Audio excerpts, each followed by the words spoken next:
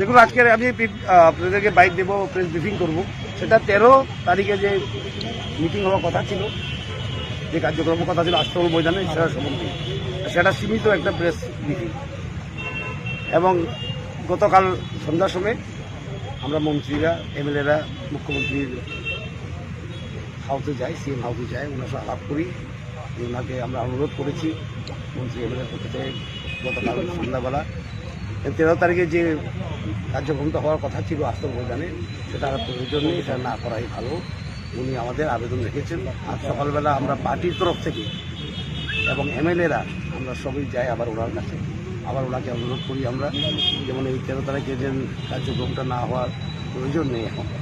এবং আমাদের কেন্দ্রীয় নেতৃত্ব ওনার সঙ্গে আলাপ করেছেন, ঘান্টাজি আমাদের সর্বভারতীয় সভাপতি, আমাদের কেন্দ্রীয় প্রভারী সোনকারজি ওনার সঙ্গে আলাপ করেছেন।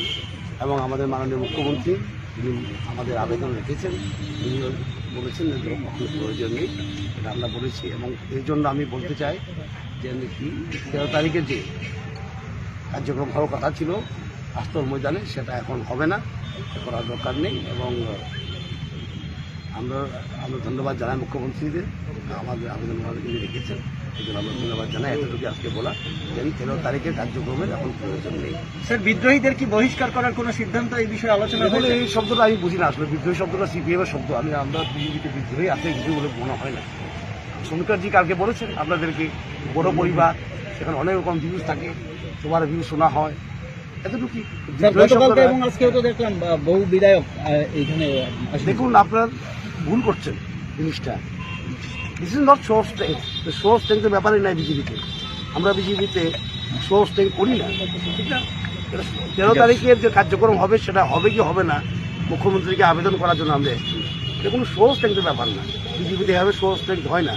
হয়তো আপনারা অভ্যস্ত নাই, বিজেপিকে দেখেছিলাম, আমরা এভাবে শো অফ স্ট্রেংথ করি না। আমরা সংগঠন তৈরি করে আমরা সেটাই ফলো করি। কেন্দ্রীয় নেতৃত্ব যা বলে তাই আমরা ফলো করি।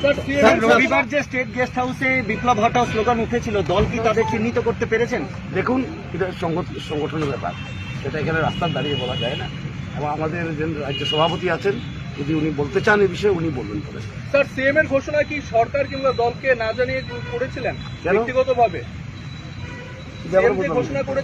ঘোষণাটা যেভাবেই হোক, কিন্তু দল বলেছে এটা এখন প্রয়োজন নেই। আমরা আবেদন জানিয়েছি সিএমকে, উনি গ্রহণ করেছেন। দল কি আগে জানতো এই ঘোষণার কথা? কারণ এই প্রশ্নটা এটা কোনো প্রাসঙ্গিকতা নাই এখন। এখন প্রাসঙ্গিক এই যে আমরা আবেদন করেছি, উনি আবেদন মেনেছে। বিধায়ক মন্ডলী এবং মন্ত্রিসভা বিপ্লব কুমার দেবের প্রতি পূর্ণ সমর্থন রয়েছে মুখ্যমন্ত্রী হিসেবে।